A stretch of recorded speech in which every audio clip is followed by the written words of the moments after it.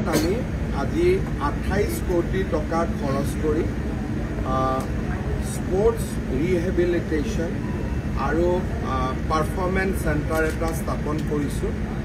Oil India আৰু নুমলীগড় ৰিফাইনেৰীয়ে আমাক সহায় কৰিছে আৰু BTC আমাক এই ঘৰ বা গোটেইখিনি দি সহায় কৰিছে। যোৰহাট আৰু গুৱাহাটীত এই চেণ্টাৰটো আমি 2 বছৰ আগতে কৰিছিলোঁ।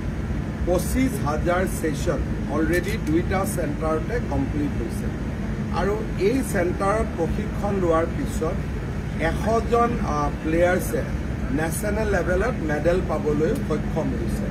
কোকৰাঝাৰ যিহেতু অসমৰ এখন ক্ৰীড়াৰ দৃষ্টিভংগীৰে খুব আগৰণুৱা জিলা, মই ভাবোঁ যে কোকৰাঝাৰত এই চেণ্টাৰটো স্থাপন হোৱাৰ লগে লগে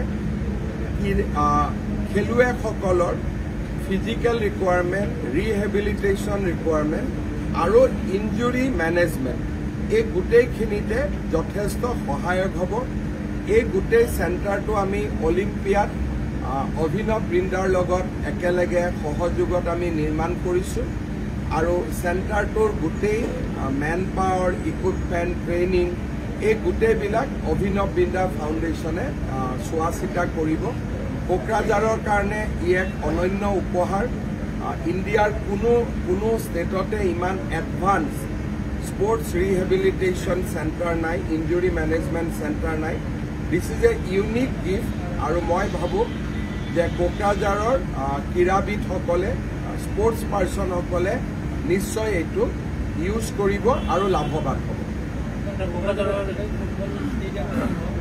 টেণ্ডাৰ চলি আছে, এই বছৰতে কাম আৰম্ভ হৈ যাব। 125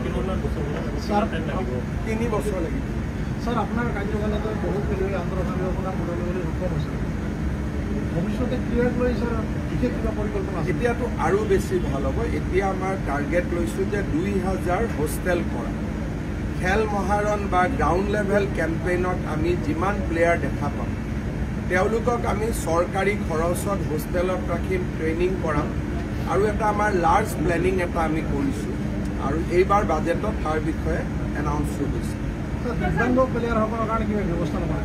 দিব্যাংগ খেলুৱৈসকলৰ কাৰণে ইয়াতে দিব্যাংগও ৰিহেবিলিট কৰিব পাৰিব। তেওঁলোকৰ কাৰণে বেলেগ কৰি ক্লাষ্টাৰ এটা আছে অকল পেৰা অলিম্পিয়াডৰ কাৰণে। মেডিকেল কলেজতে কৰিব লাগিব, বহুতকেইটা চেণ্টাৰটো চলাব নোৱাৰি।